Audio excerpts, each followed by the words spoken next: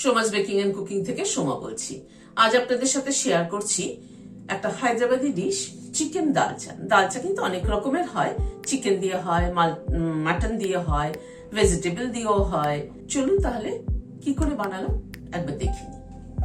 এখানে 200 গ্রাম boneless chicken ছোট ছোট এরকম টুকরো করে কেটে নিয়েছি। আর এখানে 50 গ্রাম মুসুরির ডাল ভালো করে ধুয়ে ঘন্টাখানেক মতো ভিজিয়ে রেখেছিলাম। গ্যাসে একটা প্যান বসালাম, হোয়াইট অয়েল দিচ্ছি। তেলটা গরম হওয়ার পরে গ্যাসের ফ্লেমটাকে কমিয়ে দিয়ে একটা দারচিনি প্রথমে ফোড়নে দিলাম, এলাচ, 2টো এলাচ মাথা ফাটিয়ে দিলাম, 2টো লবঙ্গ দিলাম, আর হাফ চামচ শাহি জিরে দিলাম। শাহি জিরে আপনাদের কাছে অ্যাভেলেবেল না থাকলে স্কিপ করবেন। ফোড়নটাকে গ্যাসের ফ্লেমটাকে কমিয়ে ফোড়নটাকে আগে ক্র্যাক করিয়ে নিচ্ছি। যেটা আমি সব ভিডিওতেই কিন্তু বলে থাকি যে গ্যাসের ফ্লেম সবসময় কমিয়ে নিয়ে ফোড়নটাকে ক্র্যাক করাতে হয়, যাতে ফোড়নের সুগন্ধটা বজায় থাকে।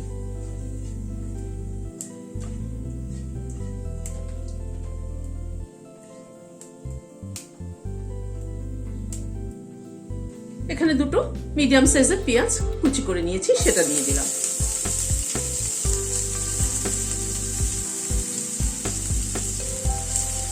পেঁয়াজটাকে আগে হালকা করে ভেজে নিচ্ছি।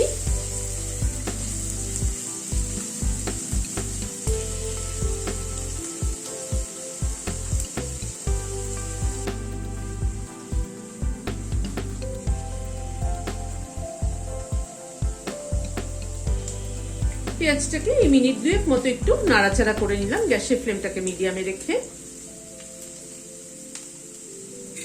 এখানে 1 চামচ রসুন বাটা দিয়ে দিলাম। রসুনটাকে একটু নাড়াচাড়া করে নিচ্ছি।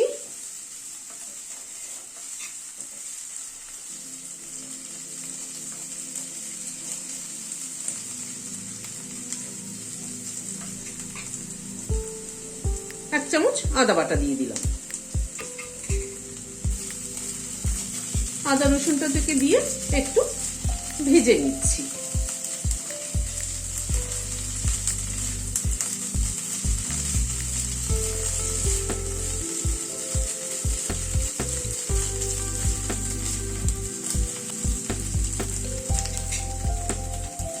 এখানে 2টো টমেটো চপ করে নিয়েছি, সেটা দিয়ে দিলাম।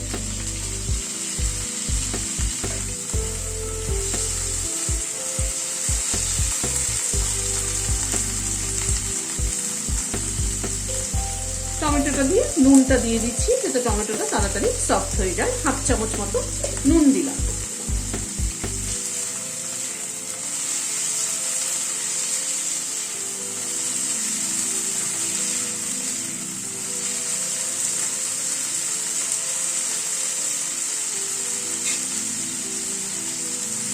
টমেটোটাকে দিয়ে মিনিট 2 মতো একটু নাড়াচাড়া করে নিলাম।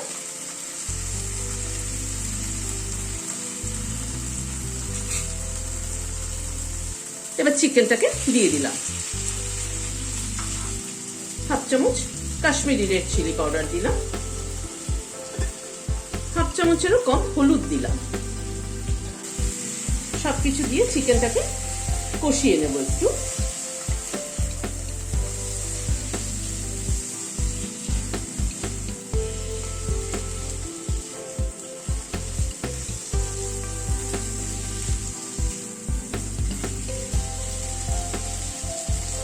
এবার চিকেনটাকে একটু ঢেকে দিচ্ছি কুক হওয়ার জন্য। গ্যাসের ফ্লেমটাকে মিডিয়ামে রাখছি। মিনিট 5 মতো ঢাকা ছিল, ঢাকাটা খুলছি।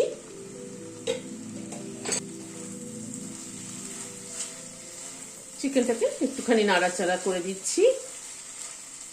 গ্যাসের ফ্লেমটাকে কিন্তু কমিয়ে সবসময় যে কোনো জিনিস কষালে পরে তার কিন্তু টেস্ট অনেক ভালো হয়। সময় একটু বেশি লাগে, একটু সময় ধরে যে কোনো জিনিসকে কষাতে হয়, তাহলে টেস্ট কিন্তু অনেক ভালো হয়। চিকেনটা আর একটু কষানো হবে। আমি ডালটাকে এখন দিয়ে দিচ্ছি।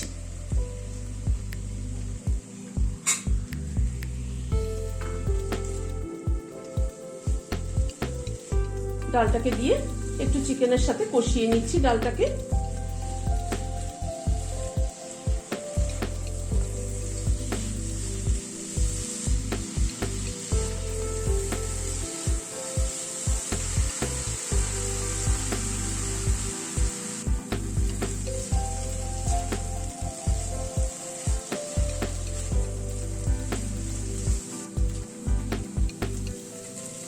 ডালটাকে দিয়ে প্রায় আরো মিনিট 3-4 মতো কষিয়ে নিলাম। 6-7টা কাজু পেস্ট করে রেখেছি, সেটা দিয়ে দিলাম। কাজু পেস্টটাকে দিয়ে আর একটু কষিয়ে নিচ্ছি। কাজু দিয়ে কিন্তু সবসময় একটুখানি নাড়তে হয়, তা না হয়তো কাজু একটু নিচে লেগে যেতে পারে।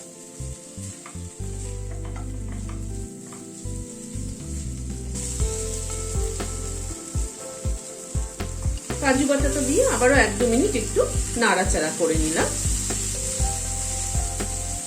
এবার গরম জল অ্যাড করে দিচ্ছি।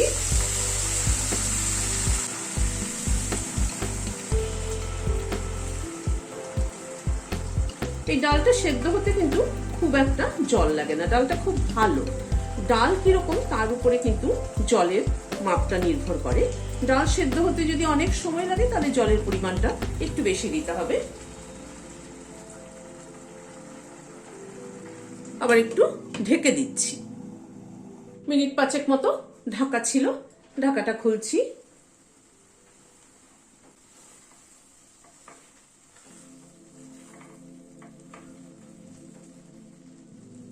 ডালটা কিন্তু খুব ভালো সেদ্ধ হয়ে গেছে। ডালটা একদম গলে যাবে না, ফাটা ফাটা সেদ্ধ হবে। 2টো কাঁচা লঙ্কা কুচি করে রেখেছিলাম, সেটা দিয়ে দিলাম। খানিকটা ধনেপাতা কুচি ছড়িয়ে দিলাম।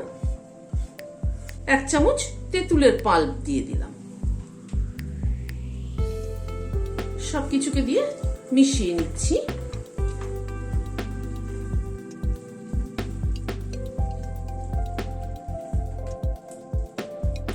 সবকিছুকে মিশিয়ে নিয়ে এটাকে একটা বাটিতে ট্রান্সফার করে নিচ্ছি। তারপরে এর উপরে আরেকটা তড়কা দেব আমি।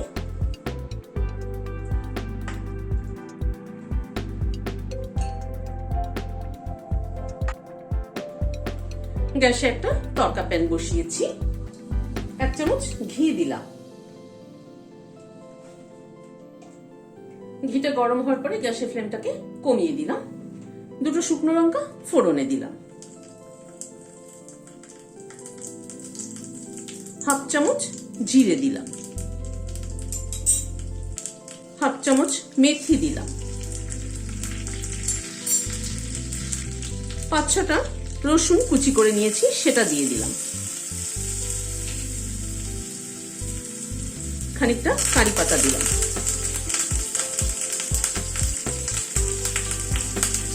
সব দিয়ে ফোড়নটাকে একটুখানি ক্র্যাক করিয়ে নেব।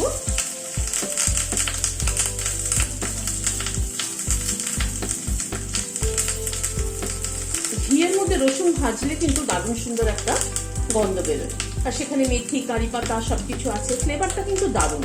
এই তরকাটাই কিন্তু এই ডিশটার মেইন। রসুনটা কিন্তু লাল হয়ে এসছে। এবার গ্যাসের ফ্লেমটাকে বন্ধ করে দিলাম, দিয়ে এই তরকাটাকে ঢেলে দিচ্ছি ডালচার উপরে।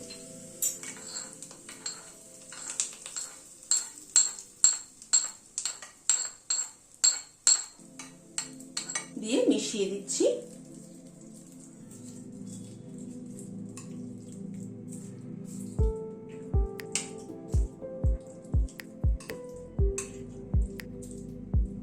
তৈরি হয়ে গেল ডাল চা, যেটা ভাত, রুটি, পরোটা সবকিছুর সাথে কিন্তু ভীষণ ভালো যায়। রেসিপিটি কেমন লাগলো আমাকে কমেন্ট বক্সে জানাবেন। ভালো লাগলে একটা লাইক এবং সাবস্ক্রাইব করার অনুরোধ রইল। আজ তাহলে এখানে শেষ করছি। নমস্কার।